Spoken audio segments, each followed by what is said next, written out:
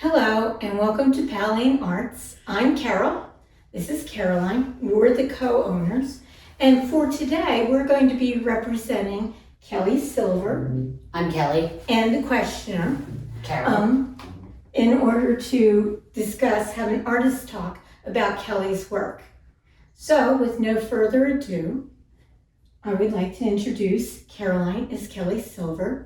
And she's going to introduce us to these two beautiful art pieces. The top piece is a small piece from my Blooms collection, Blooms 4. It's 12 by 12 and inspired by summer hydrangeas.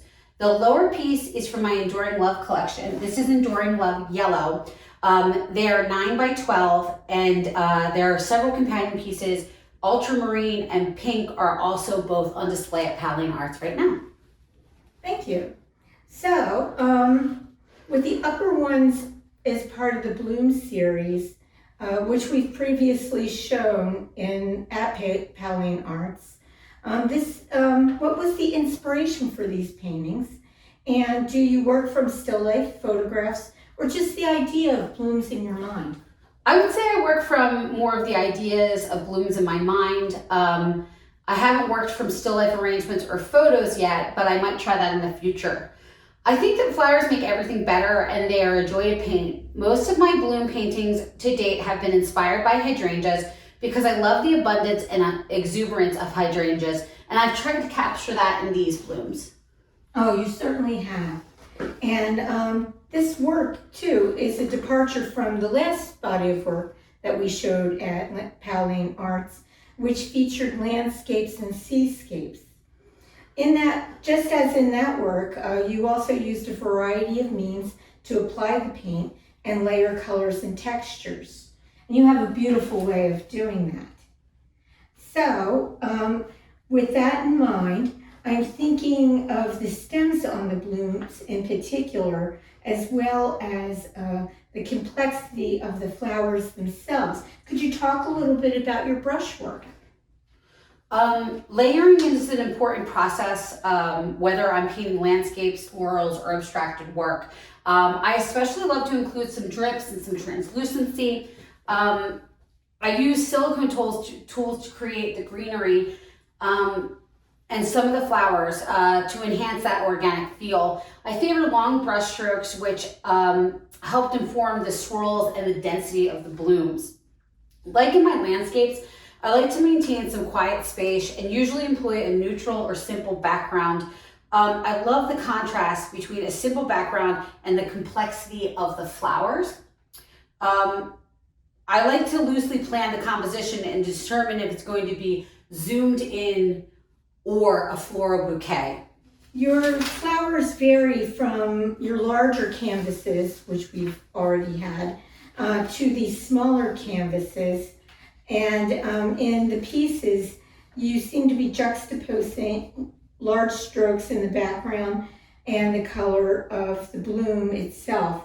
And there's a lot of energetic details, which makes these a real central focus. And you get to relax into the calmness from along the edges. When you're creating these pieces, how do you think about the space? The looseness versus the tightness of the color? Like I said, I think that I focus on whether I want it to be zoomed in or out a little bit so that you can see the way that I feel about the blooms and the way I want the viewer to approach it. And we can also see in your use of color how you use density to make the very colorful centers. Can you talk about how you're thinking about color as you're creating? I always start with colors that reflect my mood. Sometimes I'm feeling energetic, resulting in vibrant hues, and sometimes calm, which leads towards more muted colors. In this piece, I used a mix of vibrant blues and added some muted blue and purple to make the vibrant colors stand out more.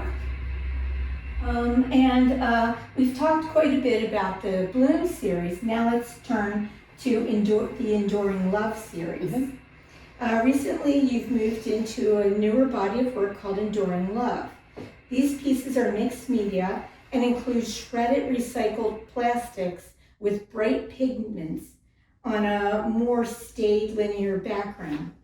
in such it's an interesting juxtaposition with the plastics seeming almost to like dense glitter or crystals.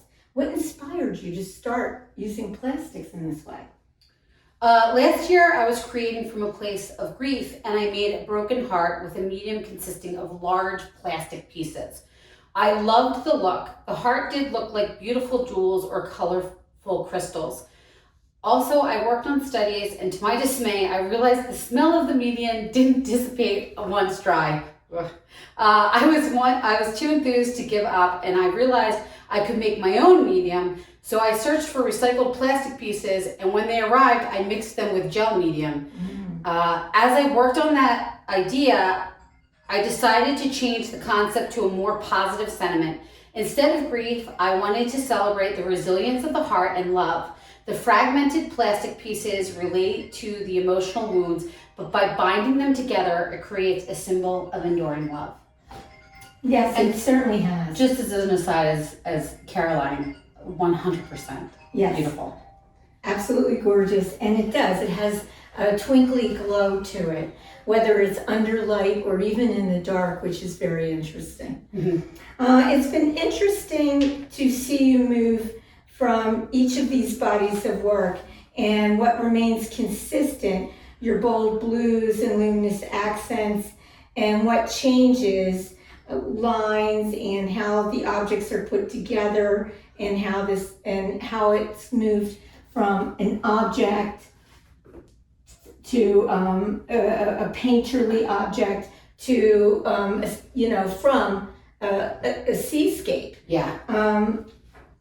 So how did you think about these in each of the pieces, and what are you actively seeking to tell us about, as well as the difference between the materialities and what they might represent? My choice to use a discarded material and turn it into something beautiful is a reminder of the environmental issues we all face today. Preach. I then thought about how to make the heart the focus. I experimented with ombre backgrounds, blended tones, and softer lines. In the end, I felt the hard lines and solid background were the best way to feature the heart, which has a softness despite the materials used. I consciously softened these pieces by using slightly muted colors as the background.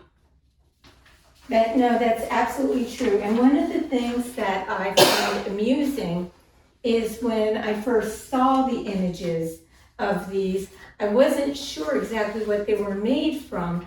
For a second, I thought, is she making like soft, fluffy pillows? As Caroline, same. I had the same thing, and I was fascinated by, obviously her blooms are lovely, the interplay of the brushwork, but what's interesting in this is that she has taken something hard and given it very soft edges, which in some ways is very apt for a heart. So finally, and as always, art is often a conversation between the viewer and the piece. What is the conversation you'd like to have with the viewer through your pieces? I think my intentions are often subconscious, but ultimately I'm working towards a calming or uplifting painting. I hope the viewer is attracted to the painting and then drawn into the details. I hope the painting sparks an emotional response from the viewer.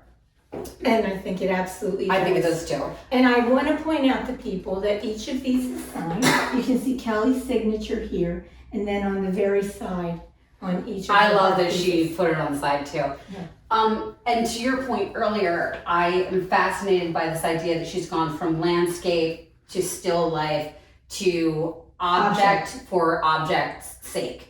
I think it's really beautiful how she's moving through these mediums. All of which have great symbolism. Yeah. So, please come to Powell Arts to view and to buy Kelly Silver's beautiful artwork from now until whenever these are here, I believe till into the fall and possibly Christmas. Ooh, perfect Christmas present. Yeah, they're just the right size. Thank you so much. Thank you. Thank you, Kelly.